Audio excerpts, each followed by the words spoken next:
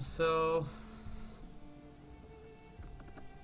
I'm actually today gonna play a little bit of Endless Legend, and so what actually I've been up to is I've gotten a little bit busy, and I started playing some other games, and I didn't end up working on my review of Ernie, but I've moved that forward. I've kind of crafted towards it, so I'll be doing that soon. I've contacted the guy I'm going to work with on it, and you should be seeing that coming out within the next few weeks. Um, Anyways, so after playing, lots of Civ 5 and, you know, um, playing some Beyond Earth, I was kind of looking around for, a good 4X game, and I found Endless Legend. I had already an eye on it for a while, but, I was waiting till more stuff came out, and, I watched a couple more reviews, and, I decided, all right, well, I'm just going to check this game out. So I have a little bit of experience. I've played probably like, I don't know, 20, 30 hours of this game. I'm not sure, maybe more. Um, but I still feel like a really big noob because this game is very complex. But either way, I had my first game with the Dragon people, and recently they released that Shifters expansion, so I was kind of hyped about it because what they actually have is this new race. So I played a little bit. I played like about 20-25 turns of it, and I thought they were fun. So I was like, well, why don't I make a stream about them? Because I think they're interesting, and I can kind of discover them along with people who are playing. So I'll start the stream, and I'll get to maybe the first winter and get a couple turns into the first winter, and then just call it there, and probably do a little more later. All right, well, let's get started. Everything's pretty standard, so I think we'll go with this.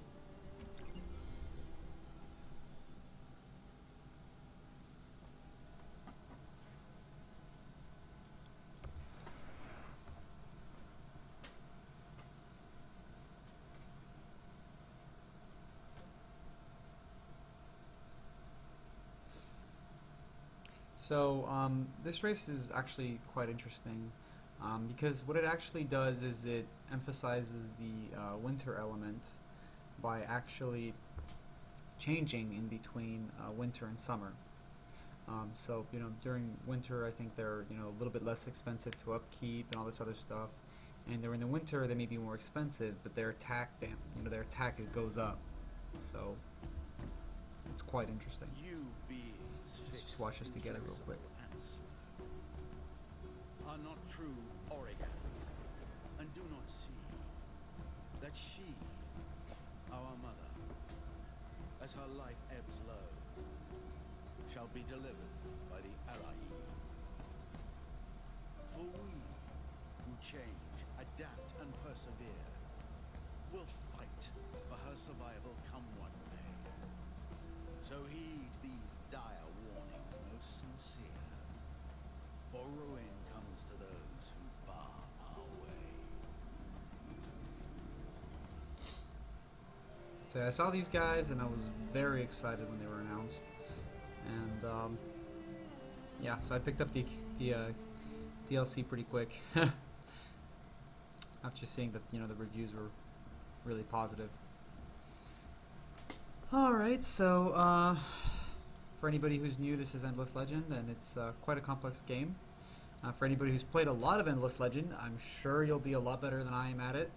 I'm hoping to get good at it someday, but right now it's something that I've not exactly gotten good at. Alright, so let's see where we can go. Not a lot of interesting spots here, actually. This is not the most interesting location I've ever spawned at. What I want to do is probably be... I forgot if I have to be on or next to a river. So what I'm going to do is move to the right here. Maybe I'll just settle here. Ooh, emeralds. Okay. Oh, wow. That's really nice. So I'll expand to there later, perhaps.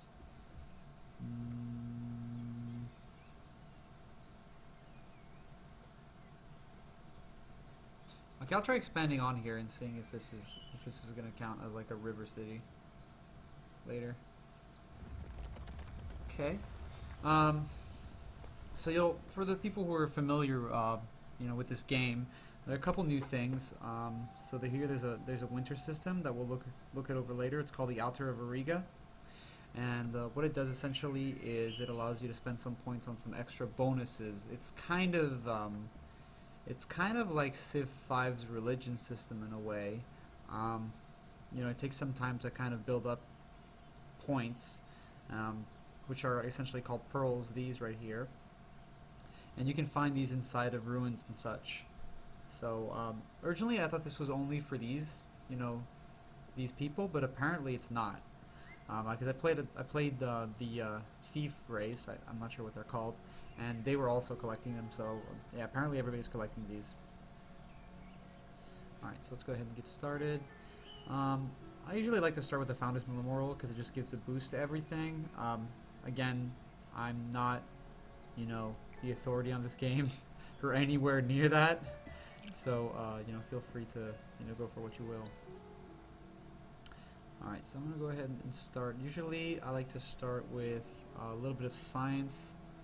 Just because, I don't know, in these kinds of games, it's always a solid choice. You start falling behind in science, it's always hard to catch up. So,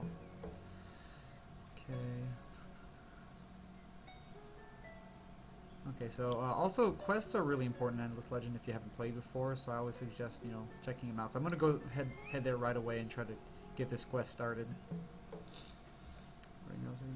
Okay, so you see I've gotten a couple pearls already.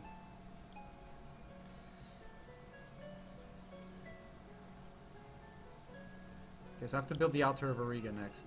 Alright. Okay, so I got a Skyfin out of this. This guy's great. This is actually what happened to me last time. I got this character right away, so I was pretty happy about it. Let's go ahead and move him back here. With him, let's do a little bit of exploration. Look how fast he can move. He has 8 spots. That seems incredibly strong. Honestly, I forget though, because I haven't really moved cavalry units around by themselves, so perhaps, other ones are just as fast and I just don't know it. But I don't remember too many units having 8. But again, I might be completely wrong. I don't play this game that much. I'm still kind of figuring out this game. But again, this is a lot like this is a good game to play once you've gotten enough of Civ 5 and you kind of want to try something different. I feel like it has a lot more detail to it, and the world is a lot more rich with elements. So I think that with different I guess you could say like zones, you get different biomes and such, and a lot more I guess you could say complex ways to play the game. So we have like the spying is more complex. The diplomacy is also like quite interesting. I don't know if I'd say it's better. It's different, and yeah, it's a different type of diplomacy, but it definitely is reasonably complex. So I like it.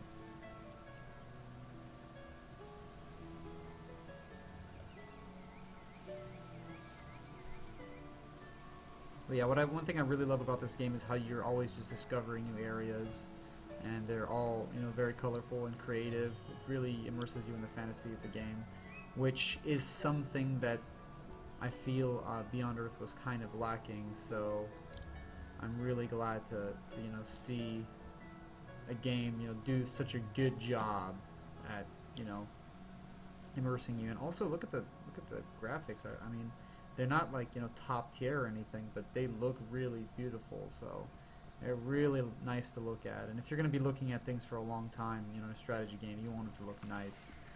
Again, that's another thing that I kind of wish Beyond Earth had, was a little bit nicer looking of a screen. So I mean of a map. A lot of the stuff just looked kind of weird and didn't blend well together, or blended too well sometimes, and you couldn't even see what you were looking at. Talking to you, Miasma.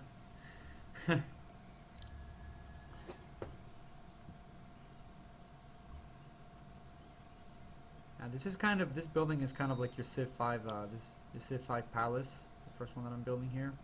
And you don't start with it. So one thing that's interesting is there's a lot of randomization in this game.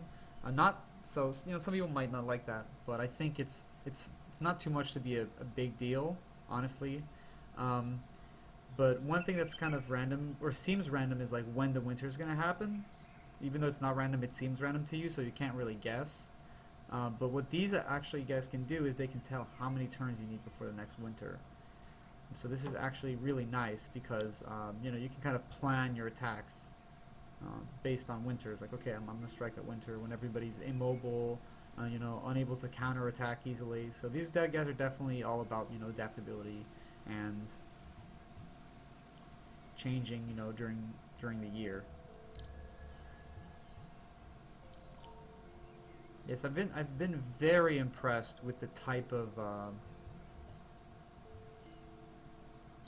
races that they have in this game. They're so creative, and sometimes they seem almost strange, but you get I'm down with it. It's new, it's different. It's not the typical the archetypal like elves, dwarves kind of thing. It's just like, hey, look at all this crazy stuff we came up with, and I can really respect the fact that they did this. They went out of their way to create races that I've never seen, you know. So I'm personally really happy with it.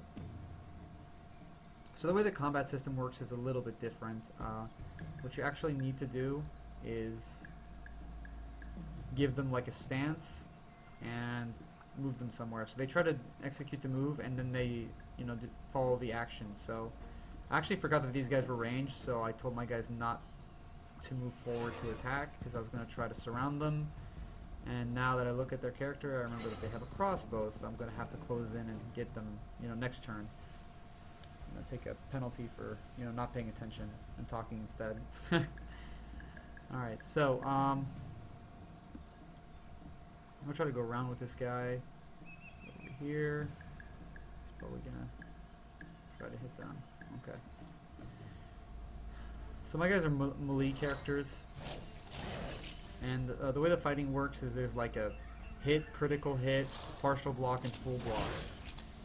So depending on like how well they roll, they'll perform differently. Okay, that was not what I was expecting to do. Interesting. So also this hero stands in the middle and he kind of heals people. So that's nice. Where you position him makes a big difference. So I really like how these guys play. You really have to think about how you position them. And I think that's really cool. Gives you extra consideration. But again, yeah, you give people orders and you watch them do it. I know some people are not down with that. I thought it was really weird at the beginning. Now I'm okay with it. It sometimes leads to some strange situations. I haven't really felt cheated before by the game because of it. And I think that for just how good the game is, it makes up for having the ability to control one unit at a time. And, it's better. It's a better solution overall because because the game is better overall, so I'm okay with it. It's not a big deal. And it's really not something that bothers me. And in a way, I'm kind of glad I don't have to, I don't have to deal with moving a whole bunch of guys. So in some ways, I'm happy with doing this and just watching them fight it out. It would be nice if it was a little bit faster. Some of the things can go a little bit slow sometimes, but it's not that big of a deal. I will say one thing about this game though that is really unfortunate, and this is something that's been bothering me about almost every single game that's been coming out these days, is they'll have multiplayer and it won't be implemented properly. So the multiplayer in this game, the way this diplomacy works is it's complex in some ways. Let me just pull up the screen. It's complex in some ways, but where is that? There it is. Oh no, that's Empire Management. Still trying to figure out where diplomacy is. Here, no. Oh, I haven't met anybody, so maybe I can't yet. Yeah, let's wait until I meet somebody. But the way that the diplomacy is, you actually cannot start off allied in the game. You all start out without an ally or without peace. So what it makes it really annoying because if you're playing with a friend and they're taking a long time and you're allies or you basically are allies like, you know, informally because you can't ally in the you know creating screen. You actually cannot see each other's screen, so you can't, you know, like laugh and see, you know, what's going on their screen, talk about what's going on, and interact with each other while you're, you know, waiting for them to finish their turn. So it makes for an experience that unfortunately can be a little bit boring when you're waiting for somebody else to finish their turn, and you know you have no battles and they have like two. It can get a bit, you know, a bit slow, and that's something that the game should have. I mean, the game developers I wish would have, you know, implemented. You know, have. Okay. Just a second.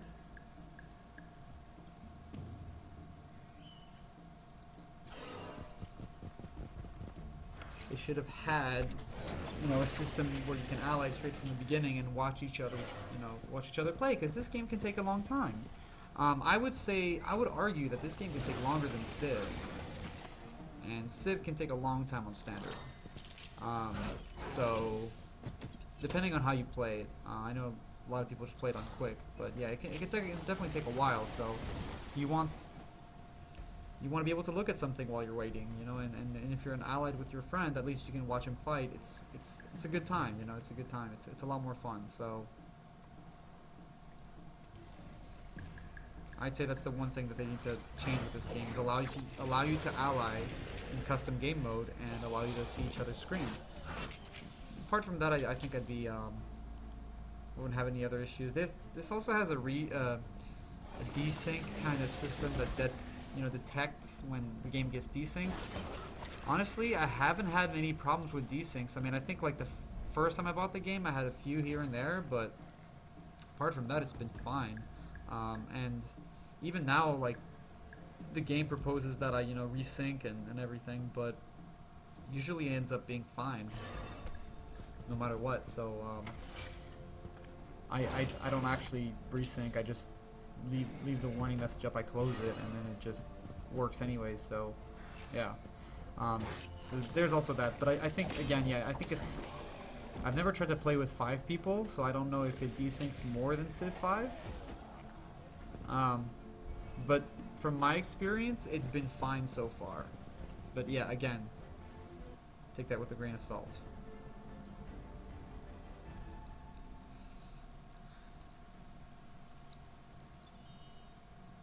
Okay. All right. So I also like the hero system. It reminds me a lot of, you know, Heroes of Might and Magic.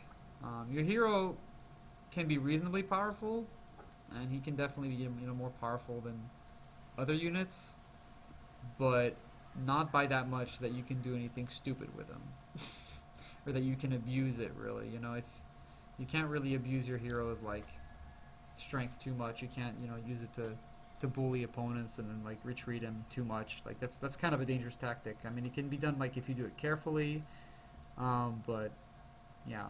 Also, heroes get an automatic resurrection, so if you lose them, it's not the end of the world, which is it's kind of good because I think you'd be forced to play too carefully if you always have to be, you know, watching out for your hero to die. So, okay, let's get started.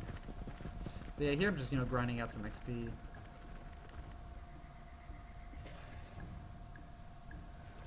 So I'm going to move this guy to the back because he's a little wounded, so I want him to be charging in that second, not first. Ooh, okay, so remember these are the flags where your reinforcements come in, so extra units come in. You can see how this kind of setup though makes the game, you know, a little slower than Civ. You have less battles, but when they happen, they take a lot longer, but they happen less often. So it's kind of a different trade-off. Okay, so here was a full block, took no damage.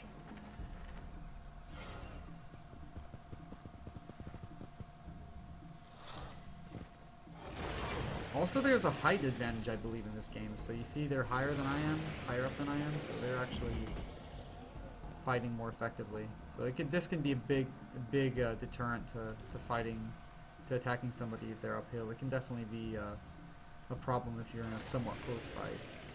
It's something you don't want to be doing.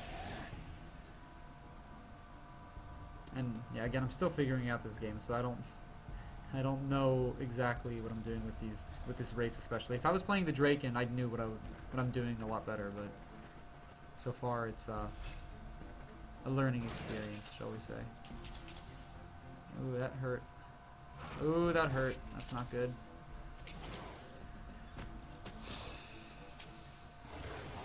Okay, so that guy's dead. He got crit, as you can see from the explosive sword. You see here, you can see the stats. How likely they are to hit, like to do a good hit or a better hit.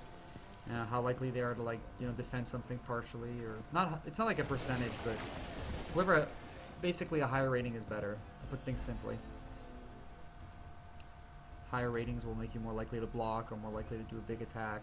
Then there's all these extra things, you know. So unfortunately, these things you can't look at unless you're in the battle screen. If you're in the main menu, or not the main menu, but if you're like in the overworld map, you can't really see what this does. So that's a little bit frustrating, but because there's just so many different things you have to consider. Once you learn them, you know, it's a little bit better. But at the beginning, you're like, oh my god, like what does all this mean? And how big of a deal it is. It's hard to kind of grasp at the beginning, but once you understand it, it's a lot better. So okay, time to go recover some HP. Okay, so finished my public library, and currently looking at this other quest, build the Altar of Auriga. Okay, so I need to build this.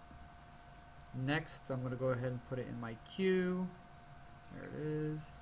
I'm going to build it second because I'm trying to get it before winter. So where should I build this? I don't want to build towards. I probably want to build maybe towards that wetland. So I'll go ahead and do this. Okay.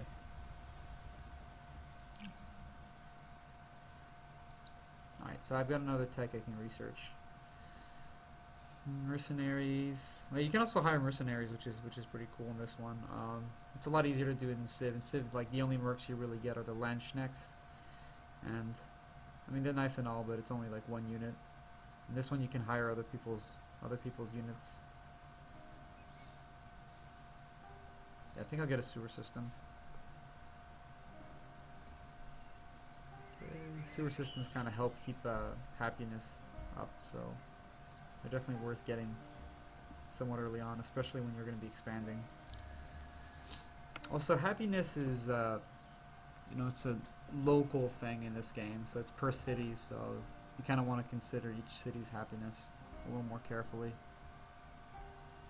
than in Civ.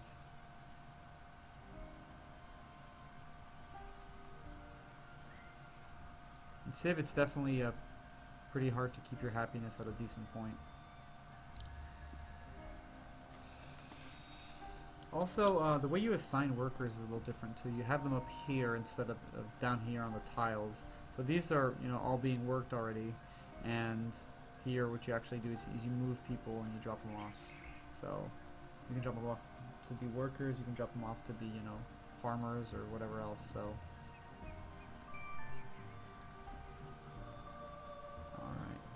so here we got somebody I've got to deal with, but I'm going to put these guys to sleep for now because this guy is a little bit dangerous until my guys recover their HP, so I'll just go ahead and wait. Alright, so here, yeah, these 2 units leveled up.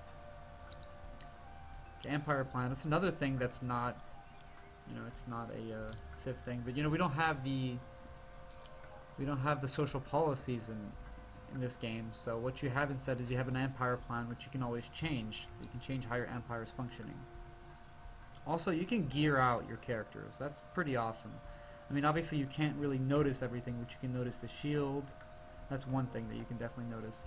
And the weapon will also change. So the shield and the weapon are one thing you'll always see change.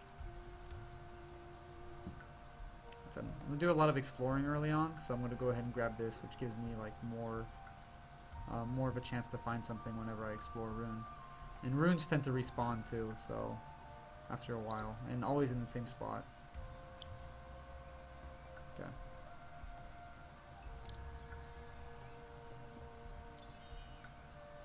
Okay, so now I'm working on my Altar of Ariga, which is nice.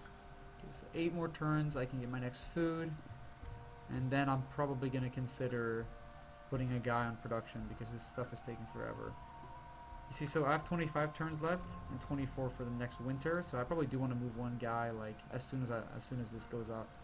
I want to move a guy as soon as my population increases. I'll be wanting to do that. So attacking all these villages again is giving me XP, and I believe it's also giving me some pillaging points. So this expansion also added water freezing over during the winters, which I think is awesome, and I really wish it was a feature of Civ, like some water spots, you know, freezing over in the winter, you know, because it would kind of mix things up, and in these kinds of games that last a long time, you really want to be mixing things up a little bit to keep things interesting. And that's kind of why I think the late game can get a little slow and sometimes a little bit boring with Civ, is that, you know, you get to the late game and things aren't changing too much. I mean, sure, there might be decent amount of war, but most of what's happened has already happened already.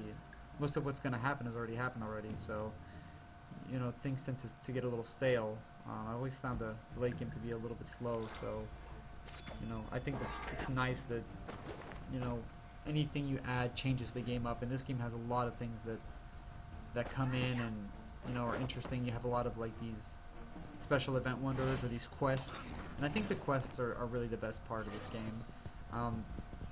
Unlike Beyond Earth, where they spam you with a whole bunch of mini quests, here you get like 3 or 4 that are interesting and have you go around, you know, collecting stuff, and eventually they feel a lot more fulfilling because you get some rewards out of it, and sometimes you'll get a sword, sometimes you'll get a soldier, but the quests, they tend to be, you know, rather fun, whereas, you know, in Beyond Earth it's just, you know, that text and that's it, and it's a little bit disappointing. So I'd say that something that if they could find a way in Beyond Earth to make it just like this game, I think that it would be a lot better off. But again, the rich world and, you know, the way that the quests are made feel kind of fun and feel kind of interesting. So I personally like it quite a bit.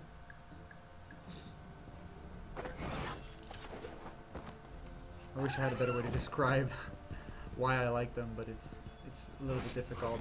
I think it's the fact that you have these battles like this and some of the quests, and you have the items, and you can, like, special items that you can keep sometimes, or you have, you know, you travel through the world and it's a lot more lively. I don't know, all of these things come together and make for a more interesting quest, I personally think. So I think the wide variety of creatures make the quests feel more real, and, you know, the art behind them also help a little bit. But yeah, they feel very different from each other, and there's not too many of them. That also helps. Definitely. They feel thematically appropriate. That's another thing. Oh no, I probably don't want to fight this guy. I made a mistake. I shouldn't have come here. I think he's going to attack me and get reinforcements from that town. Oh, okay, he didn't. Okay, that's good. Maybe he's not from that town, or maybe they can't. Maybe they're not allowed reinforcements. I'm not sure exactly. Oh, I can start so close to them. This is strange. I wonder if that's because I'm this race, or I feel like I'm starting so close to them. Usually you start with a lot of space in between. It's interesting.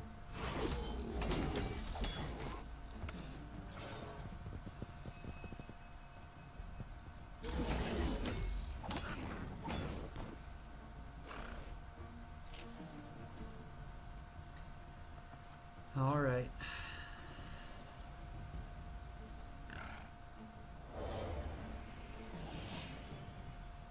So I believe... Okay, so it looks like this is morale. Alright, I didn't actually know what that was the entire time I've played this game. I was unaware there was morale.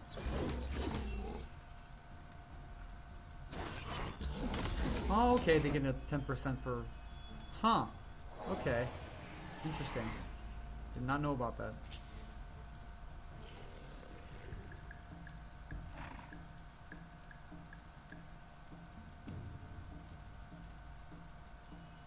Okay.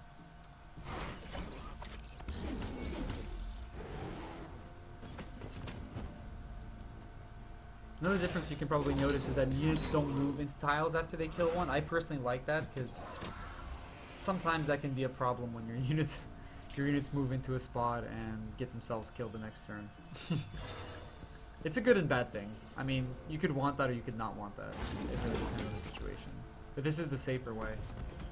Definitely.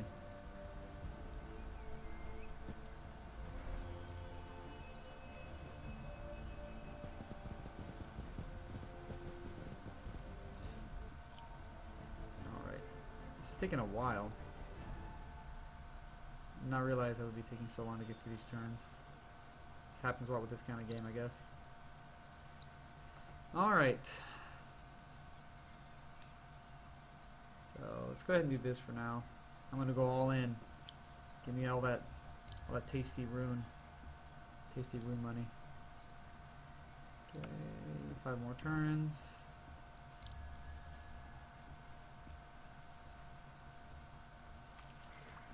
Also, the turns go by pretty quick. That's a nice point. I guess if they weren't as slow as Civ, this game would take very long to complete. So I'm glad that they go pretty quick, because the average turn does take longer. I don't really care for money. I want to keep my science up, so let's go ahead and do that. Oh, this could be nice too, but let's try to work on the science a little bit. It's not looking too good right now.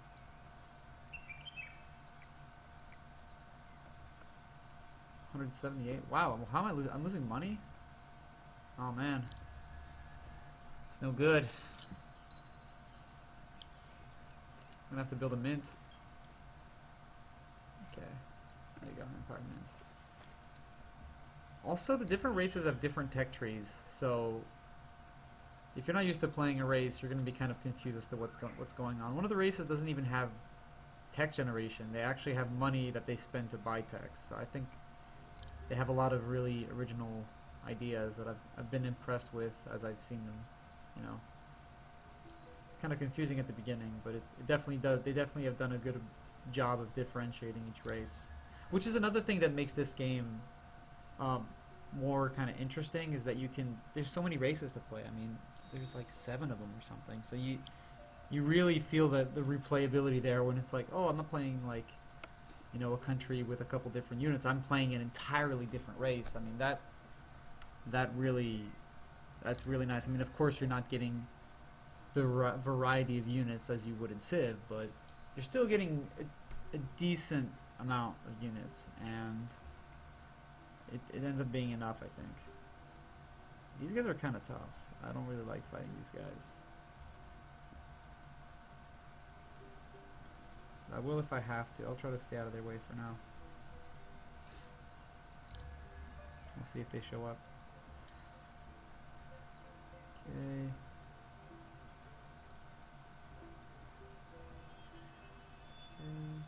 Ah, shit. There they are. Alright.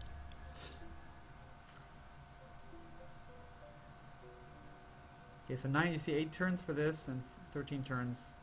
So what I wanted to do is, again, finish the altar early. So this is kind of like in Civ when you're trying to be like the first person to get a religion, in the way that if you have an altar before the first winter, you get a bonus before other people.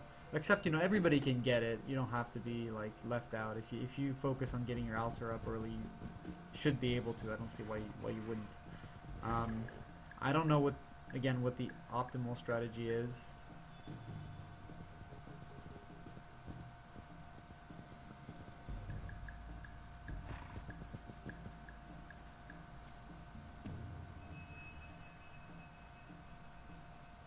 Alright. Let's get started.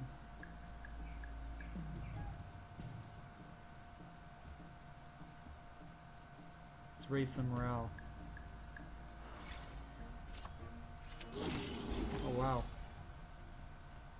was a really nice block. Full block.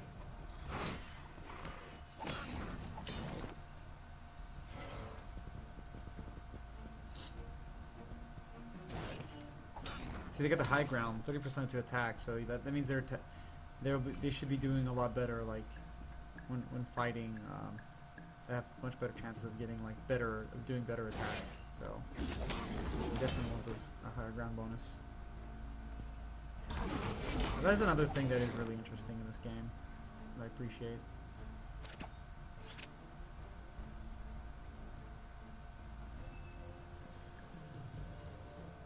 Okay.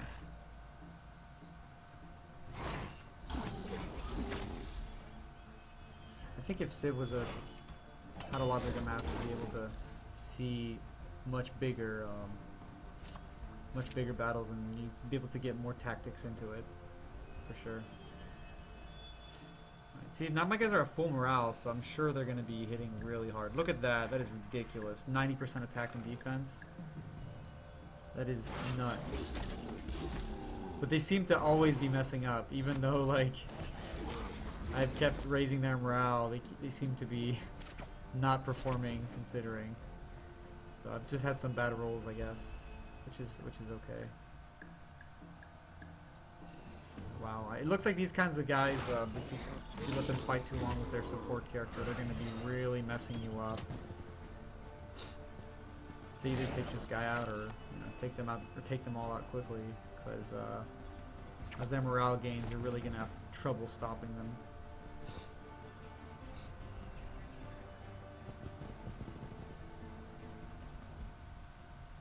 But you can have some really big battles in this game with this system, and I'm a big fan of it.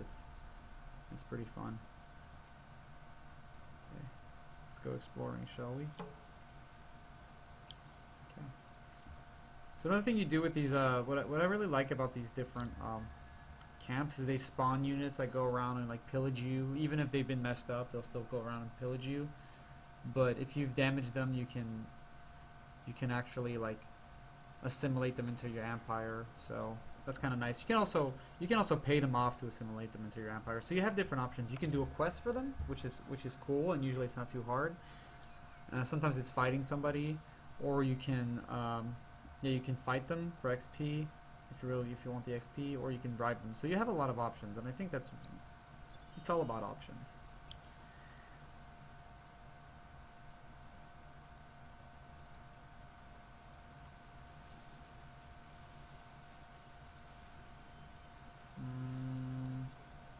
Wait one turn before attacking.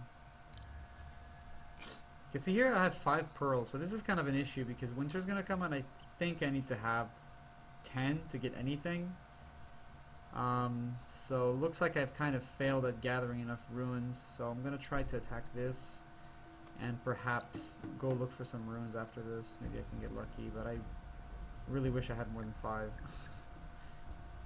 Yeah. I guess I spent too much time fighting and not enough time exploring.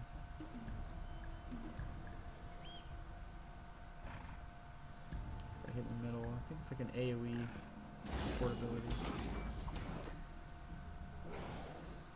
Oh man, you see, this is the kind of thing that you can't like really anticipate sometimes. Like, oh, he's gonna choose to attack my hero. Okay, like I didn't think he was gonna do that. Like I thought he was gonna go another way, but at least the guy was smart enough to come around here and hit him. So.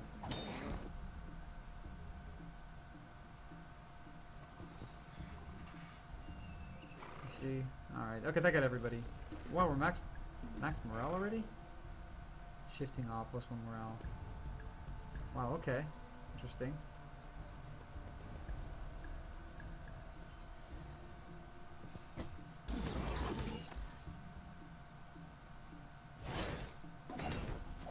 $40, okay, that was a nice crit.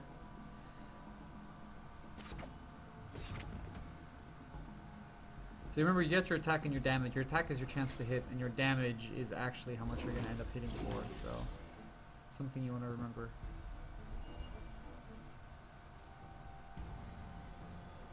Just get this guy.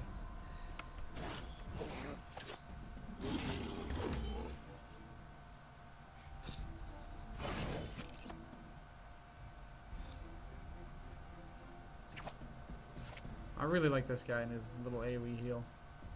Awesome. Alright. I'm done laying down the law over here. Time to go look for some runes. I think using my Skyfin, this guy, to explore was probably a bit of a mistake because he doesn't have the bonus to explore better, so he maybe has been less likely to get me stuff. Okay, so these guys are the necrophages. They're kind of like they're kind of like Zerg, I guess. Not in that they're gonna rush you, but they fight in hordes. They're kind of like necromancers, I guess. I prefer to compare them to necromancers. But yeah, oh wow, I don't even know why the autopathing did that. I'm trying to go this way. Okay, well, anyways, yeah, they build up a horde and they become kind of unstoppable. I'm pretty sure they're supposed to be a kind of a late game race because once they get to late game, they can have some pretty massive hordes and it can be scary to deal with. I honestly have seen it before once and it was pretty ridiculous. So yeah, let's try this one and see if this actually works later.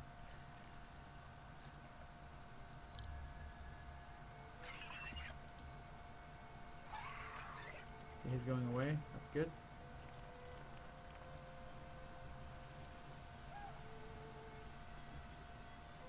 Ooh.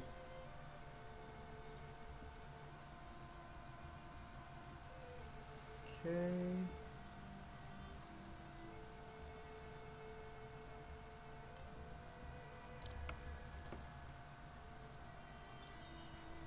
Glimpse of a new era. Alright, so it looks like somebody else has actually gotten to era number 2 before me, and they've unlocked these 3 new quests. So every time there's a new era, you get like these 3 legendary quests. So this one's like, destroy 10 armies, or this one is get 30 units from one, 30 units of one luxury at the end of the turn to gain the reward. So yeah, so you have to get 30. Then the civilization builder, this one. Yeah, so there's different ways of doing stuff. You don't have to be competing with the computer to build a wonder every time. You can be doing different things, which is again nice because it gives you a lot of choices.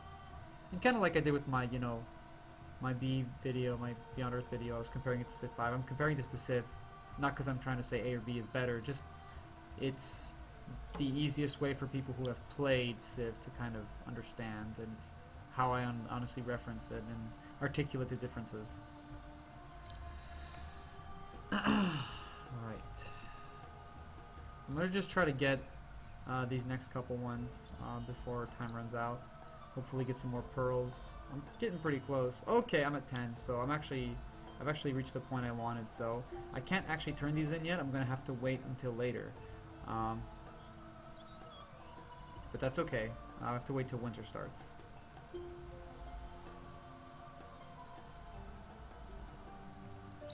6 turns until. So another thing you want to consider is influence. And this allows you to get like overall bonuses and do diplomacy, perform diplomatic actions. Okay,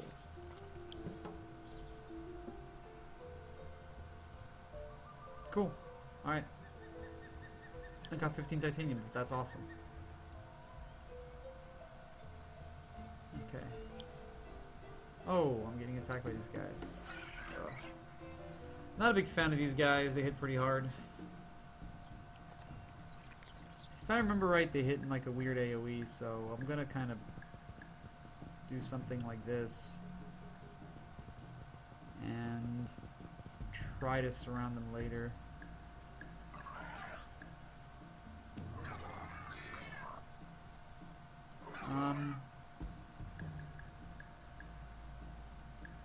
Skyfin will come back here.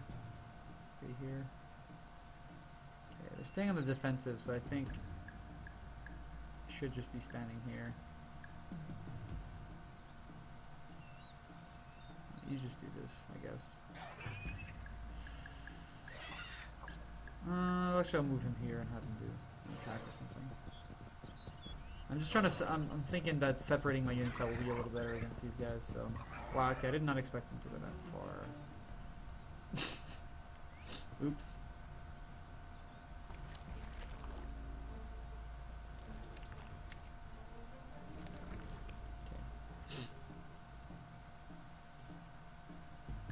So what I'm actually going to do is I'm going to have this guy start fighting him here from that angle. He's going to boost him. He's actually going to hit him. He's going to hit him.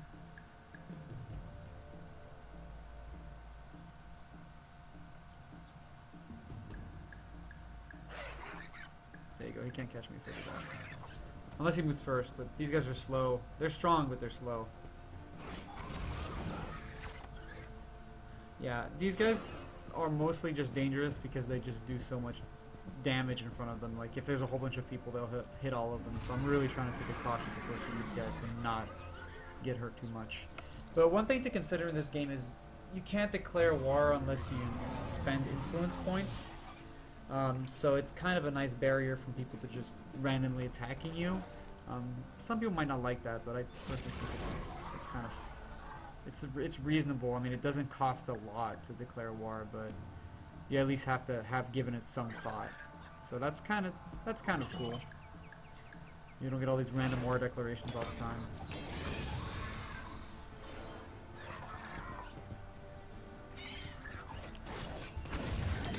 You see, that's the AoE I was talking about. I really want to be dealing with. Shit really hurts. I think he's dead. Oh man. Alright. He's gonna be moving first? Okay, so what I want to do is move him here. Wait, what?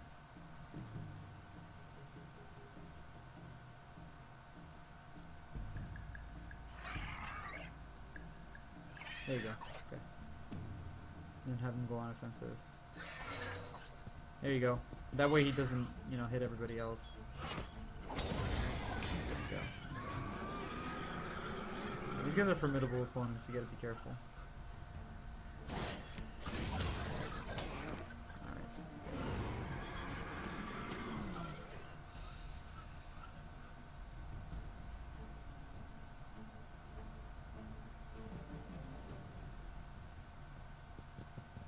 I'm gonna try to get through the rest a little faster. It looks like my hero leveled up again, which is awesome.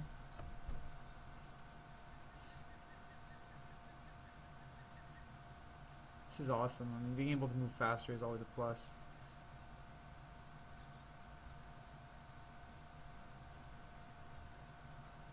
So I don't know if this is helping me. Yeah, helping the whole army. Okay. Yeah. Okay. I've never tried this, the Agile Mover. I think this is movement penalties. Movement penalties, okay. Okay, I see. I thought this was a battlefield bonus. I was thinking that's kind of ridiculous. Okay.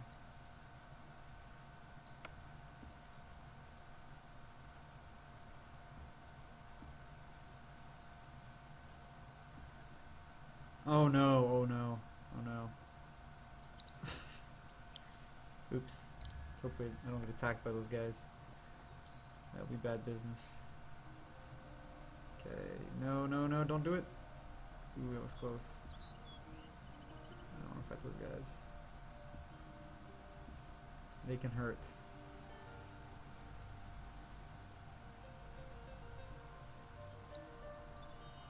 Okay, 30 dust, 2 pearls. By the way, dust is gold, as if you haven't figured that out yet.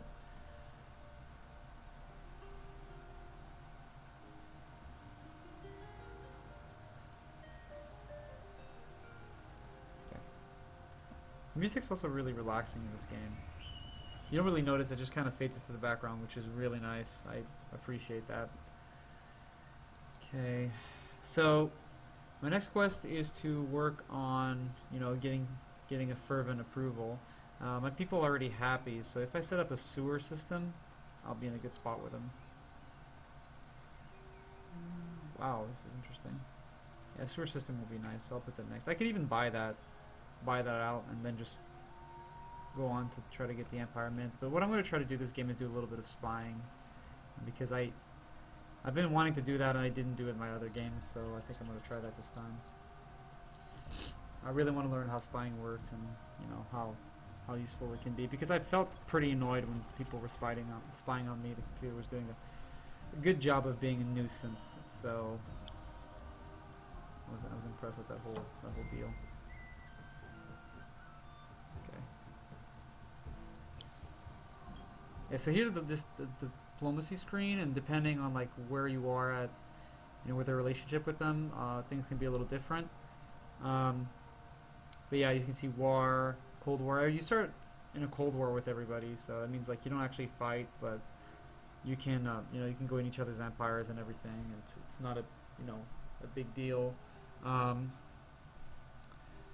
Then we have peace and of course alliance. So yeah, this one is the one that allows you to share vision. I don't know if it's like permanent vision or temporary vision. I'm assuming it's permanent vision, but for some reason when I was playing last time with my brother, I was actually unable to make an alliance with him, which was really weird. We had all the required technologies, but maybe it's just his race can't be allied. I don't even know.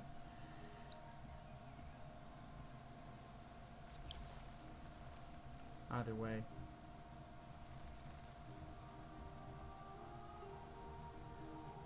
I'm expecting anything in this game just because there have been so many surprising things. I'm expecting this game to do I'm expecting this game to have bold design decisions all over the place, which is cool. And so far seem to have been, fairly good. Another thing about this game is you don't have to defend your city all the time. Like, somebody has to have like a decent army to take it, like to straight up take it. But they can take it through a siege like relatively easily if you don't protect it. So I think it's a decent system. It works. Like, you can't be caught by surprise. Somebody just ninjaing and like running in and just taking your city immediately. The city has to be sieged for a while before you can honestly take it. In a lot of cases, because of the design of the game. Like, I'm not worried about anybody being able to take my city, like, right now. That's just not something that would happen, I'm pretty sure. Unless there's some strategies out there that are, super effective at that. But for the most part, because you can't build too many units in this game, they designed it in a way that you're not going to be seeing too much city sniping. Oh, wow. Close the distance fast. Oh, wow. That looks ridiculous. Oh, wow. Huh. That's unfortunate. Just have to lay down the law. Jeez. These punks.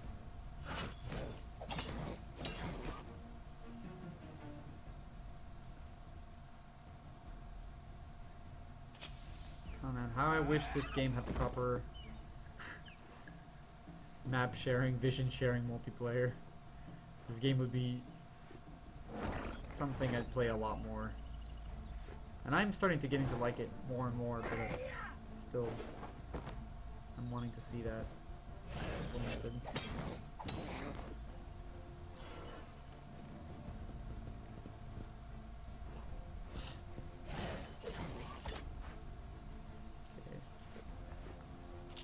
Hopefully my Skyfin can move over here or something. Oh, can he not move? Oh, he's still stunned or something? Oh man, his morale is terrible. Jesus. Ain't that a pain.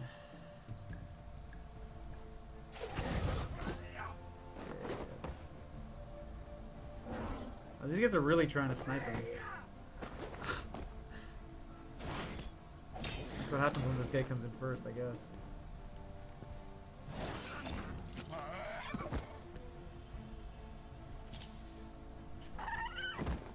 Okay, does he just not move?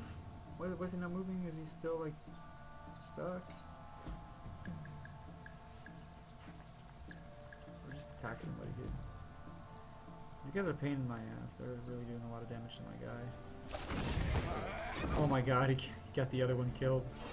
That is hilarious. Good job, buddy. Good job, Skyfin. I'm proud of you. Well done, well done. Okay, well that was poorly fought on my part. That first mistake really cost me a lot.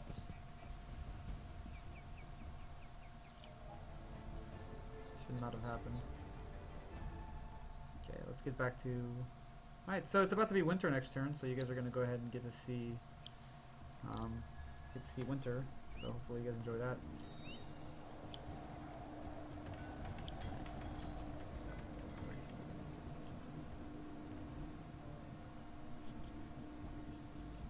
So I don't know if these seasonal effects are different for this character. I feel like they might be the same. But again, these guys are a lot more adaptable, so they deal with winter a lot better. Alright, so yeah, you see, notice how my my money issue came in here. So I guess that you do want to have extra money, you know, playing these guys, because your discount disappears in the winter. So alright, so this one is already unlocked by default once you built the shrine. So you have a couple different things you can do. This Tower of Truth. So this basically helps your city be a lot harder to take. Then we have provides immunity to winter vision, which is cool. And Pearl Holding. Pearls of Plenty creates food stockpiles, not instant, and needs to be activated in the Empire screen. Okay, I'd like to try that. That sounds interesting. You see, then you have the second winter here, and you have the third winter out here. So it's a really cool system, and you can see how they changed to like their war colors. They're ready, you know, their attack has gone up a lot, so they're ready to whoop some ass, basically, which is really cool. And also pearls show up as well, so you can be collecting a lot of pearls in winter, which is pretty sweet. Also, I have no movement penalties in winter. Look at that. I can move on 6. I'm pretty sure I'm moving even faster. All the other races, they grind to a halt during winter. So if you can't stand winter slowing you down, play this race. Because winter does not slow down your army at all. So it's a nice thing to have. So I'm going to go ahead and try to do this and get more gold on cities. And as you can see, this unlocks as the arrows go by. It's really well designed. I'm a big fan of that. So I think that'll kick in next turn. And one more turn, and I think I'll probably, you know, stop the stream here and save it.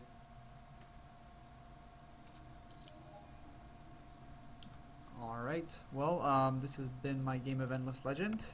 Hopefully you guys had a good time, enjoyed it. And I'll be seeing you guys hopefully next time with the video of my hopes for Ernie. Have a good one, boys.